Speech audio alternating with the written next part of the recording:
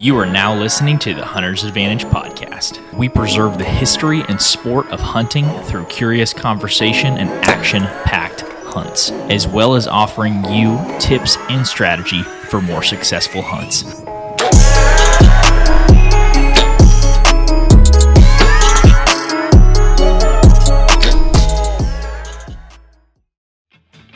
The Hunter's Advantage podcast is powered by Out on a Limb Manufacturing. Out on a Limb is a family-owned company based right here in Oklahoma that makes tree stands, saddle platforms, climbing sticks, and so much more. Christian, I have a quick question. What's that? What bites down harder, a hippo or an alligator?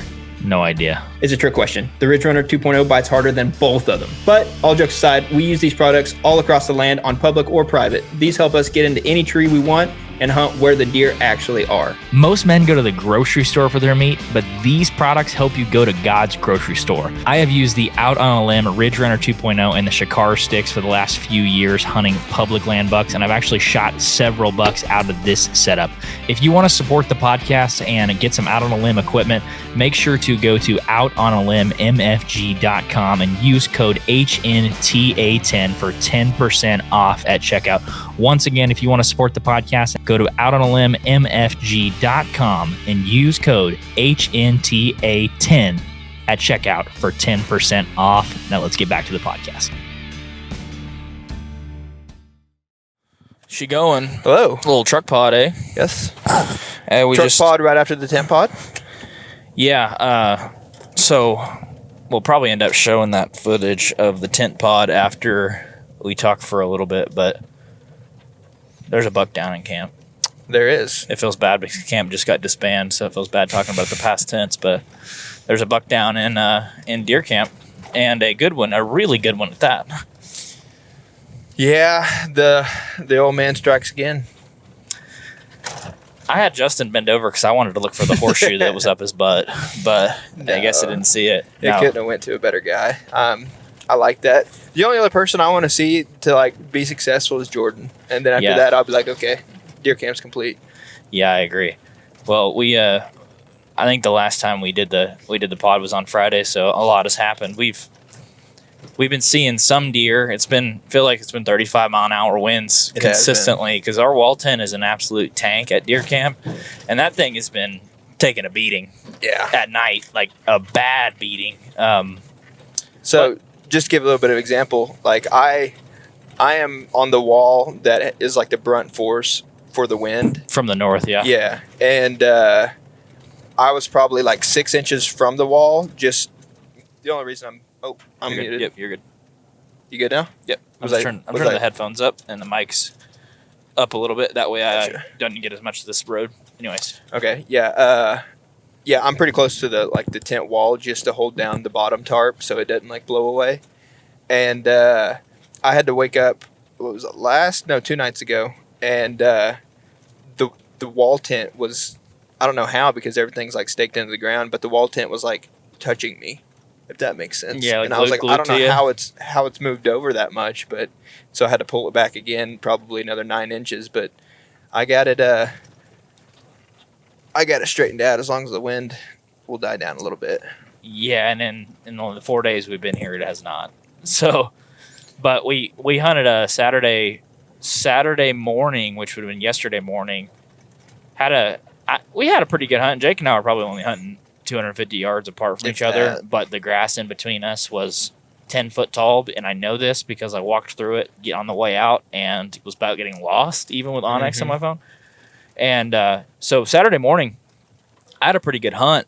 Had 4 does come by at about 9 a.m., work past me on the opposite side of the creek, and about an hour and a half later, they busted back through, and I mean busted through. I'll show you some of the footage, but they busted in and were sprinting, and then I was like, what's going on with these does?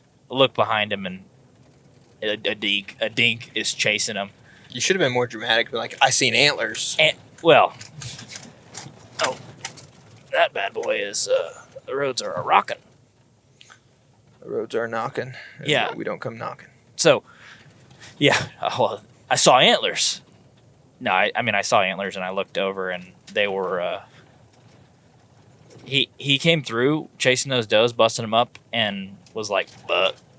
I was like, that is awesome. I got those grunts on on footage. I was thinking that was someone else driving by us, but it's not. Is that we talking about Saturday, Friday evening, or no? What happened Friday evening? I didn't see a deer. I did. You're wrapped around. Go ahead. Yeah, I did. What happened? That was my Friday? best day yet. Sorry, I skipped your highlight reel. You did. What? So,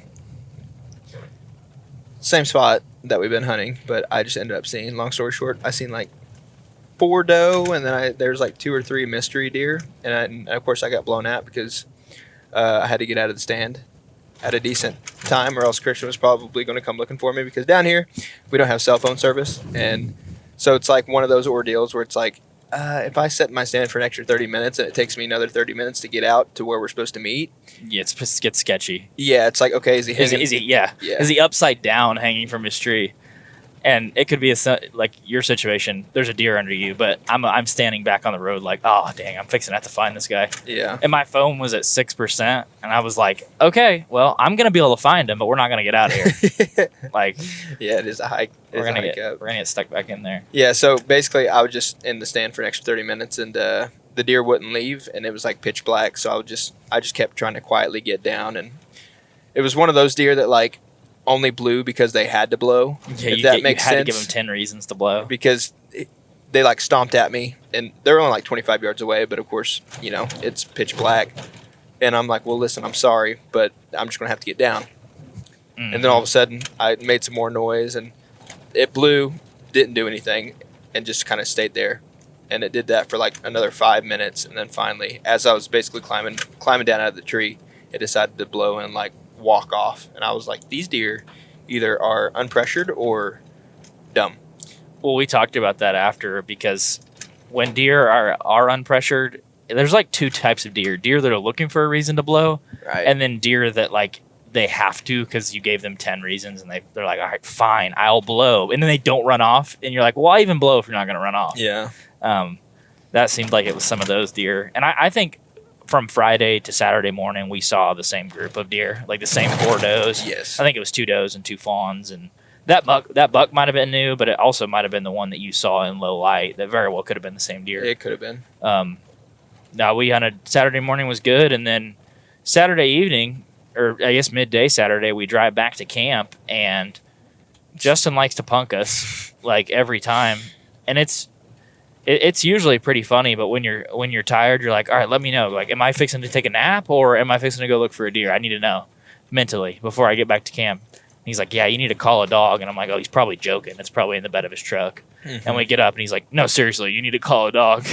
And so we got back to camp Saturday midday, and I ended up calling a dog and recovering a freaking big old mountain buck. But we had Justin come in the tent before he took off with his just reward, his meat and the cape and that buck. So we're gonna take it over to Justin. We talked to him for about. Are these right? I pressed that button. Yeah, you're good. Okay. We're gonna take it over to Justin for about 10 minutes. We talked to him in the wall tent before he headed out with his big old buck. So here we go. All right, Justin, how's it feel to be tagged out? Is this the earliest you've ever been tagged out? Yeah, I don't know what I'm gonna do the rest of the year. Camp chef? Yeah, that's what I was about to say. Yeah, or honeydews. I got a she shed I got to finish. What is a she shed? Just a little shed out in the backyard so we can put all our crap. A little storage? Yeah. Need more room for mounts? Yeah. Yeah, what are you going to do with your mounts now if you mount that buck? I'm going to have to build a man cave or something. Is that what your slab out there is going to be? I hope so. Yeah. Well, is this the earliest you've ever been tagged out? Yeah. What was the earliest before this one? It's October 15th now. That's a lot of deer season left to be sitting around. I've sat 3 sits. I've killed 3 deer. What? You said it yesterday though. You said you killed every deer you've seen. I seen one that wasn't in range or it'd have been in trouble too. So you've seen 4 deer and you've killed 3 of them. Mm-hmm. You can't beat that. That's the way to do it. So what made you wander into that area? Oh, just trying something new. Looked at Onyx on a hunch and I said, man, that looks good. So went down there and got in a tree in the dark and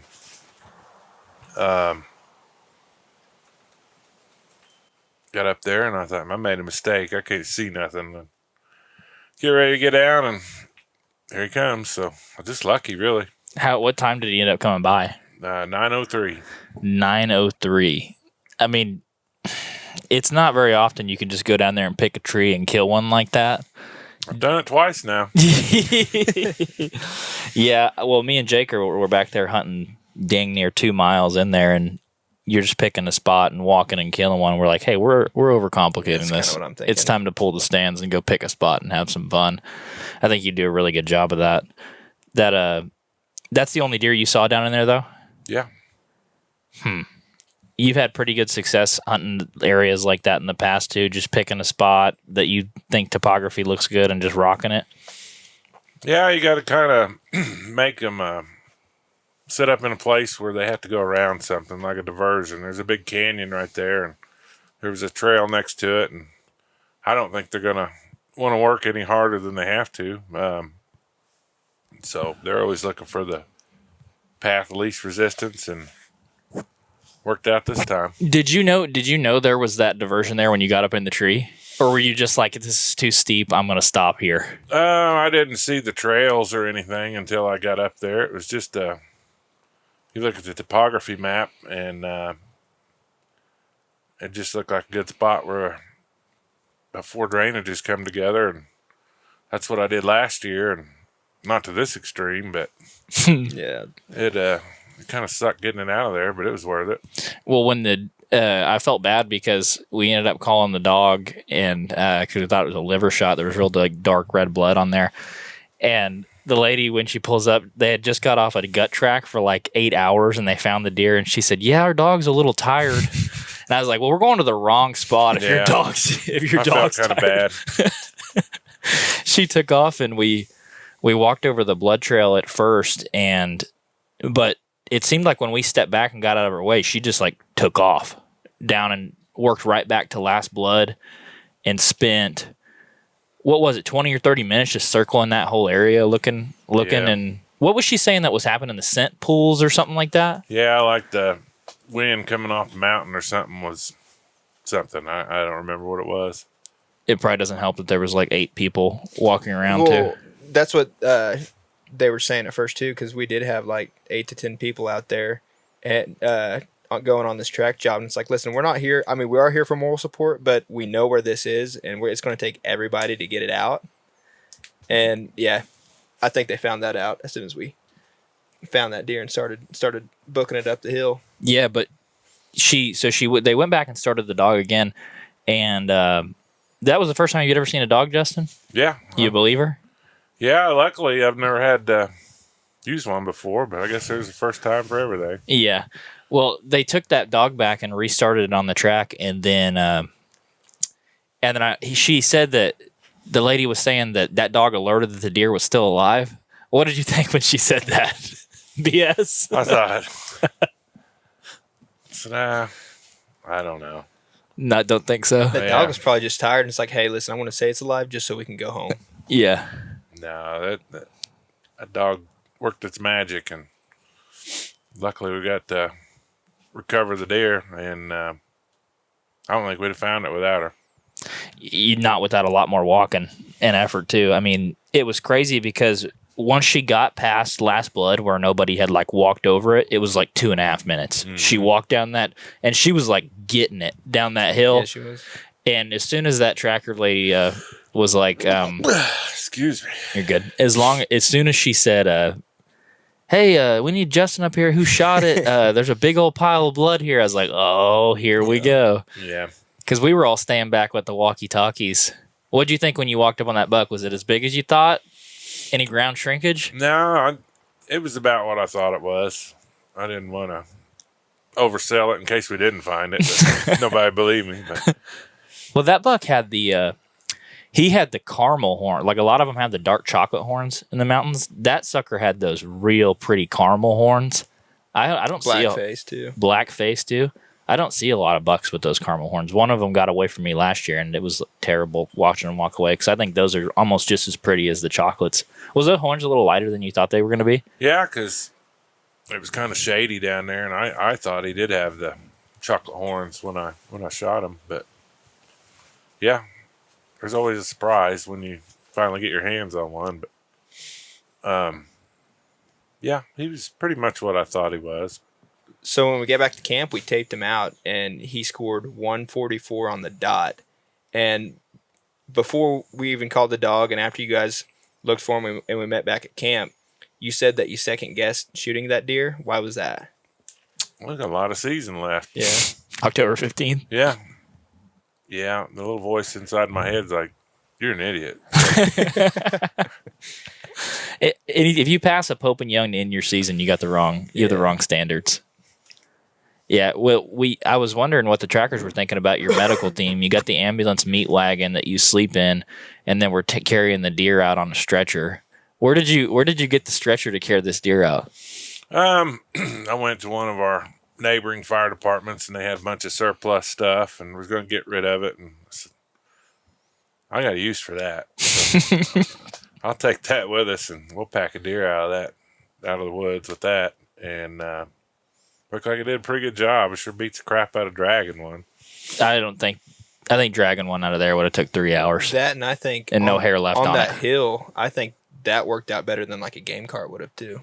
Way better because the rocks and stuff. That's what I said. If you're going to kill a big one, you got to go down there where the big ones live. Yeah, it's just the problem getting them out. I remember Nate, when he was looking down when the lady was tracking that deer, he said, I hope SOB didn't run down there, like down in the bottom. And that dog takes off right and down to the bottom. We're like, oh, here we go. It kind of ran out of real estate, though. I thought it was going down some super steep stuff and decided to bed down, thankfully, which it didn't make it, another 150 from your last blood? Yeah. And what do you think that shot ended up being? Just liver and a little bit of guts, probably? Yeah, it was liver and spleen. Spleen is what they said? Yeah. Oh, did you cut it up and get to see it when you gutted him? Yeah. Liver and spleen. Yeah. We shoot 3D all year and make pretty good shots. We're all pretty accomplished archers, but if I quit getting excited when I see one out there, I'm gonna quit going. So that's hard to I might have got the shakes of hair. When you get an arrow in one, that's an accomplishment, especially when you're running gunning on public land, hanging hunting. That was awesome. So you're gonna come back the week in November though, or are you gonna save your vacation? I've got a trip in New Mexico coming up, first of the year, so we'll see what happens. There you go. Might have to arm wrestle Brenda for that. Maybe. I think she's about ready to shoot one too, though. So we'll have to get us a buddy stand and make it happen. Well, you're not taking her to that spot to shoot one, I can guarantee you. Hey, I'll give her a piggyback ride down there if I have to. Well, congrats on the buck. That was awesome. I'm envious somebody's done. You're gonna still have a real fun rest of the season. I hope you get to come back in November selfishly so we can have some 5-course meals. Yeah, we should eat good.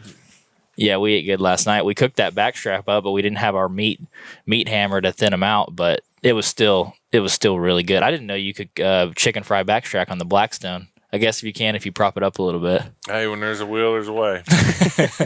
Well, cool. We'll let you get out of here, but Justin and them are headed home, and I think Jake and I are going to stay and hunt one more day. Saw a few this morning, so we're going to go get after it. Thanks, Justin. All right. Peace. I've been using the new Exodus Rival cell camera for the last couple months, and I have found a beautiful mainframe 8-point with tons of stickers to go after this fall. Ooh. One thing I do appreciate about Exodus trail cameras is all of the cameras share the same data plan, so you only pay for what you need. A lot of cell cam companies charge you for HD pictures. I've seen prices of $5 for 50 HD pics. Exodus is going to give you unlimited HD pictures right to your phone, which is awesome when you're sitting there in the middle of the summer and it's 100 degrees and you just want to binge a bunch of trail cam photos. If you're looking for a solid cell camera with great performance and a 5-year no BS warranty, go check them out. So, as we all know, hunting gear is something people can make way too complicated. Arrows can be the exact same way. Instead of going down all those rabbit holes trying to sift through the endless information that's online and you're not really sure if it's right or wrong, Exodus makes it simple to get the right arrow for your exact setup. So go online to the Exodus Arrow Builder. It takes less than a minute. You're going to enter your draw weight, your draw length, and how heavy of a point you're shooting. And it's going to be that simple. Let the guys at Exodus take care of the rest. So if you're interested in Exodus Rival cell cameras or a new set of their MMT arrows, just go to ExodusOutdoorGear.com and use code HA15 for 15% off anything on their website. Once again, that is ExodusOutdoorGear.com. Use code HA15 at checkout for 15% off. Now let's get back to the podcast. I hope you guys enjoyed that story from Justin. He's a little too humble in some ways. I mean, he's not gonna brag, but I see Justin is just one of those guys that we made a video recently, and the title had "Keep It Simple, Stupid" on there. Justin might as well be the mascot for Keep It Simple, Stupid, and it just shows that like understanding topography and just waking up and going every single day and trying new spots is legitimately as complicated as it needs to be sometimes. Because we were getting so overcomplicated in what we were doing for the first 2 days that it was getting not fun. I'm going to say this. The only reason we were out there was for one specific deer. Yeah.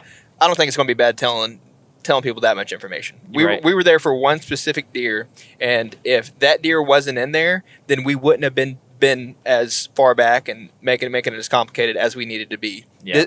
This deer was worth the effort and the time and the non-simplicity of it, or however you want to word it. Mm-hmm. But we think we're in the right area now, and so now just to kind of 100% see, we just threw 6 cameras back there, and we're going to check them during our rutcation. And then now for the remainder of the trip, the next 2 sits we have, we're keeping it simple. Yeah, that's a good point. So we went out. We didn't get to hunt yesterday evening because we were dragging that deer out, drug it out on a freaking stretcher. It felt like we drug it from the depths of hell, how steep this place was that we were It's bad. We were dragging it out from, because Justin was like, yeah, this walk sucks. And we're like, haha, yeah, okay, like whatever. You took it with your climber. It can't be that bad. And then we kept going down and kept going down and kept going down. I was like, oh, he wasn't kidding. This walk sucks. So we didn't get done with dragging his deer out. It took us an hour with the dog to find it, which a lot of that because we'd already walked over some of the track. But we got back to the truck like 6:30-ish or something like that. Yeah. I mean, it was closer to 7. It was closer to 7. Yeah. Well, then we ended up driving back, and Jake and I were planning on hunting that morning or that evening. So our stands were still in the tree, but we wanted to hunt somewhere different this morning. So we had to go in and do several miles right after dark. And as we're walking in, there's a couple young guys walking out, and super nice guys. And they were way back in there couple too. Young guys. They were our age or older. Right. Well, I consider us young, so I just say, but yeah, a couple guys back there, and they were probably what were you saying about if you were walking out at night and someone was walking in, how that would sketch you out? Oh yeah, I'd be like, what are these guys doing? Because at first, I'm sure they thought we were like the game warden or something, like Coming through. Yeah, and you know, of course, you see headlamps, like you flash, and then you know, if you all are on the same trail and you're meeting, you know, hey, how you doing? Mm-hmm. And you could tell like they had that weird look in their eye, because I mean we were a ways back there, of course. I mean, I would have been thinking the same thing, but I did recognize them from one of the trail cameras from over the summer. We got pictures of them. Yeah. So I was like, huh. Yeah. No, we got in there and pulled our stands, and it was, I don't know, I was dragging pretty hard on the way in. Well, we got back to camp at 9. Yeah, and we left from Justin's spot and pulled our stance, got back to camp at 9. So it was another 2.5 hours of just straight suck. And then this morning, the suck kind of overflowed of the cup and continued, because we were supposed to get up at 5. And I snoozed my first alarm. I know for sure I did. But I looked over, you know when you wake up and it kind of feels a little too calm? Like you're like, some time has passed. Like, you know that kind of feeling? I had that feeling. And I looked over, and I grabbed my phone. It was 5:47. Yep. I set up like the Undertaker. I was like, Jake, what did you say when I got you up? You're like, what time is it? What time is it? Or something like that. Yeah. 5:47. We were, by the time my feet hit the ground to the time we were leaving in the truck was like 7 minutes. No, we booked it. We booked it. And I still got set up probably right at shooting light. I think you did too. Well, because we didn't have to walk 2 miles. Yeah, I didn't have to walk 2 miles in, but I can simply put my sit. I ended up seeing a doe, but what did you end up seeing? How was your hunt? Like 3 doe. But the best part was walking out. Christian made me walk a new way back to the truck because since we were running late, we were like, let's just park the truck and, at a middle point, and then we'll both walk to there. And I was like, okay, cool. So walking back, I took a new route out, and I bumped a big old buck, and he was bedded down, which made me feel better because I was like, are they moving? Are they not? Obviously, the does are moving a little bit since Christian saw one, and there's guys in that truck. we get you. And I seen like 3 doe, and so I was like, maybe they're moving, but that buck being bedded down, I was like, okay, maybe the bucks just aren't moving, maybe, because I feel like does just move to move sometimes. Well, like we said, there's a lot of does in this world that are just looking for a reason to blow, and they can't blow if they don't walk around. That's true. So they have to find something to blow at. But yeah, so that's probably what I'm going to do this evening, because that buck took off and ran back where that buck busted from. It was 230 yards from where my stand was, and normally I'd be like, hey, maybe he might stroll by, but I'm kind of tired of sitting on my butt when I can just jump over 100 yards, like from ridge to ridge. Get up in his chili. Yeah, and then be like, okay, since I bumped him out of his bed, maybe that'll push him on his feet later this evening, and he'll come strolling through that other creek system that connects to the one I was sitting at previously this morning. That's my thought process going into it, because it was a dandy. Like, Justin scored 144, and I don't know about the mass really, but I know it was wider. It had a wider frame, and it had some like decent tine length. Like, I wouldn't say just like, oh my god, but it had decent, for sure, shooter. So 140s at Probably, least. Yeah, That's a beast. I don't know. It's encouraging and discouraging at the same time when you jump a buck like that. You're like, oh, they exist. Why were you not on your feet? So I think that's a freak deal. How many people walk through that exact spot? Probably hardly any. I bet you that buck hears traffic go in and out because he was only 100 yards from the road. Mm-hmm. He hears traffic go in and out. He's bedded kind of on a little shelf, Exactly. too. And so I'm thinking, like, bump him once, shame on me. Bump him twice or maybe 3 times. Like, twice might be okay, but 3 times, that's when he's probably like, okay, I got to, get out of here. But I'm thinking, since I only bumped him once, and he literally got up because he had to, because I was walking straight at him and I wasn't paying attention because it was like head-high grass, or probably like chest-high grass. And so he was 15, 20 yards when he got up. And after that, like, he just kind of like barely trotted off, and the whole time I was like trying to knock an arrow. And so he wasn't like get out of dodge scared. I mean, he was bedded down like deer do, and when deer get spooked from beds, they clear out of there, and if they didn't die, they know it worked. And so why would they clear out on the first time, is my thinking. I had heard that several times. I heard it really recently. Don Higgins was saying that if you spook a buck and he jumps out of his bed and kind of moves on, he knows that bed worked. Mm-hmm. And it's like, okay, this is a good bedding location. And he might, I'm not saying he's going to bed in the exact same bed again, but because I feel like they shift even if he's beds around there. In that general vicinity, you got some good topography working. And the whole reason that or we looked in that area the last time we were down here and put cameras up, which got I think either stolen or we lost it. That place was shredded postseason with rubs. I mean, the entire line of that creek was shredded. So he might have been that wide one that we got on camera in that summer. You think so? He was about that wide. He had that frame. There's a good chance. I'm not kidding. There's a really good chance that is him then. That very well could have been him. Because we need to look and see if he's a 10-point, because this one was a 10-point. I think that one is. We've got a picture of a buck where, like, right under Jake's stand. Where you can't get a very good view of this, like, trail cam picture. No, you can kind of see his what head's he's working down. with. It's basically just his horns. But no, I mean that's a good plan. I saw one doe, so I think I'm going to push in a little further. I don't know, with the wind, it seems like everybody's seeing deer. They're not seeing a ton of deer. I know it's not pleasurable to be up in the tree when it's 35 miles an hour. That so crap rips through you. I feel like it bugs them out when the wind is like that because you can't hear. And everything's moving. That's such a you're right. Everything, and they're seeing in slow motion. So imagine everything just move in those trees. I bet their defenses are pretty weak in the wind, and they probably just don't move a ton. So with that being said, I think I'm going to try to get a little bit closer where I think one actually is. Yeah.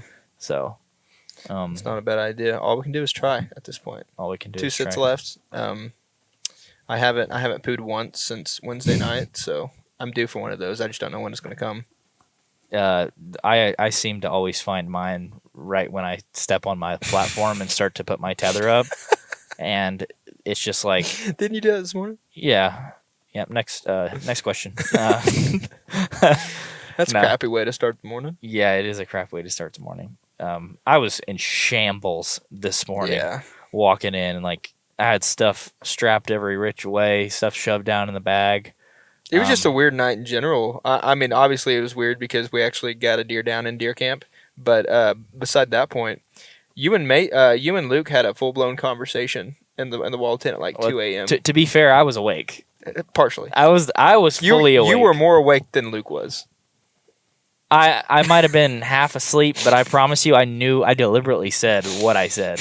What happened in that situation? He was sleeping right next to you. I mean, I guess he's in between us. Well, his head is like by Christian's cot, and his feet are by my cot.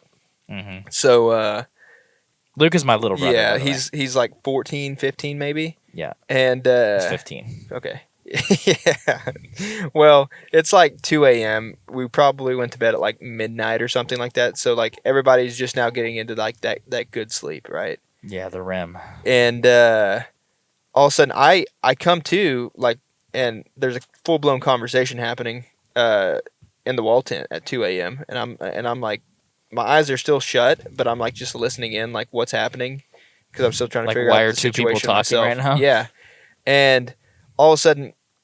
Have you ever heard like one of those double talkers talk? You know what I'm talking Double about? talkers? Yeah, they're called No. double talkers, where they like saying one word, but they can also say another word at the same time and kind of like make it into one, and it combining confuses words. people. Yeah, Well, that's what Luke sounded like he was doing. just mumbling on. Because where I picked up on the conversation, Luke said, "Did you get those deer?" Well, he was talking very softly, and Yeah, it was it starting was. to make me upset because he was talking softly, and you were like, "What'd you say?" And he'd say it again softly, super softly. But each time, like Luke was carrying on a full blown conversation. I don't even know if he remembers this I don't think so. because he was like, "He's like, get deer," and you were like, "What?" And he said, "Over there." And he said, "What the hell are you talking about?" I wanted to shake him because it was keeping me awake. Uh, He was like, he kept saying that. I was like, "What the hell are you talking about?" And he was like, "Huh?" I just want to know how long y'all were having a conversation before I came to. I remember the first thing I remember is saying, "What the hell are you talking Oh, about?" really? Yeah. No, because you asked what like probably five times before that. Well, I was in that state where you don't want to commit to waking up Yeah, because it's I not know. an emergency. I know. But also, yeah, he was I figured out what was happening, and before I said what I said, I was like, okay, they're just sleep talking. I'm going to like just let it go. yeah, like it'll stop here in a second, and then it continued, and then you got loud. You're like, what the hell are you talking about? Well, it was making me mad. and then I just opened my eyes, leaned up, and I said, he's sleeping. I was like, all right.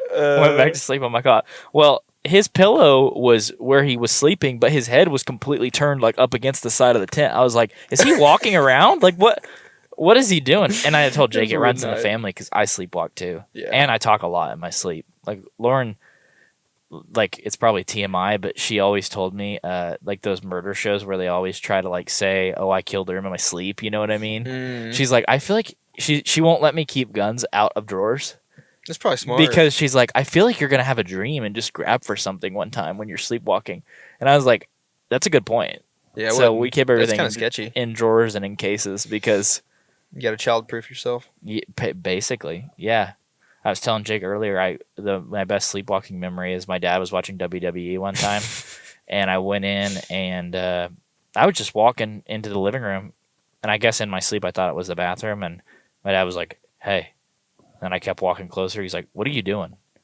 He's like, "What?" And then I eventually unzipped my pants and started pissing on a recliner, and he's like, "What are you doing?" And I was just screaming on it, and he woke me up when he screamed. I was like, "What?" And I was mid-pee, like with my pants down, peeing on the recliner. So it's a dirty disease, man. Millions suffer every year. So it must run in my family. But that's where we're at on the trip. It was a good trip so far. I think it's about time to eat. I am to the point I'm feeling run down and wore down. I felt a little sick yesterday, especially in my throat or whatever. But it just feels like I'm getting a little cold. But it's part of it. I mean, sleep when we get home. We haven't really been eating the best either. I mean, we have when Justin cooked, Right. but I mean, he hasn't. It isn't like the Rutcation where he cooks a 5-star meal every single meal. Right. This has been kind of like hit and miss. Well, and the reason I'm hunting so many days right now, like it's probably not the best time of the year to be hunting, but I'm not gonna be able to hunt for like 10 straight days. So, and there was a decent cold front, so I feel obligated to give it Decent a try. turned into like okay. It really wasn't. Okay. It really wasn't that great of a cold front. I would call it more of a wind front. It was like 35 mile an hour winds. It's like all the weather that comes with. It's like all the side effects that come with the cold front, if that Right. makes sense. So like you have the wind, you have like the overcast, you have everything except like super cold temperatures. I mean, it's 59 right now. I mean, that ain't terrible for October 13th, 15th, whatever it is. It's not bad temperature wise, but 59. We were talking about it earlier. I bet it's so confusing to the deer because like it's cold enough where I want to move, but it's so windy that I won't. And I couldn't expect a buck to move very far when it's 35 mile an hour. I want him to come over here, come over yonder, explore and get deflated. Son. Maybe that's why Justin did so good. Is he's in a spot where the wind is not a factor. Yeah. Like you get so deep into those hollows. Well, there's a reason. So, long story short, backstory. We got a good picture of a buck. It looked like a freaking elk frame on a whitetail, and we named him Diablo. And it's super fitting because it's at the bottom of a canyon. Hell's Canyon. Yeah. And so we're like, it's so far down, it's basically in hell, and it's hell getting back up from there. So we're just gonna name him Diablo. Yeah, that can be Diablo 2.0. Yeah. That's the spot. But we'll keep trying the rest of the weekend. We're gonna try to release these kind of more little shorter semi-live episodes because we just got these headphones and you lose so much of the detail when you go home and you sleep and like you forget stories. So we're going to start doing these more. They're not probably going to be 2 hours every single time. If we kill an absolute mega giant, they might be. But 20, 30, 40 minutes at a time, and we'll just try to keep them rolling throughout deer season when we're together. So if you guys enjoy them, make sure to like the video, sub to the YouTube channel if you're watching the video version of this, and leave us a rating and review on any of the audio platforms that you listen to. And we'll try to keep doing these throughout the season.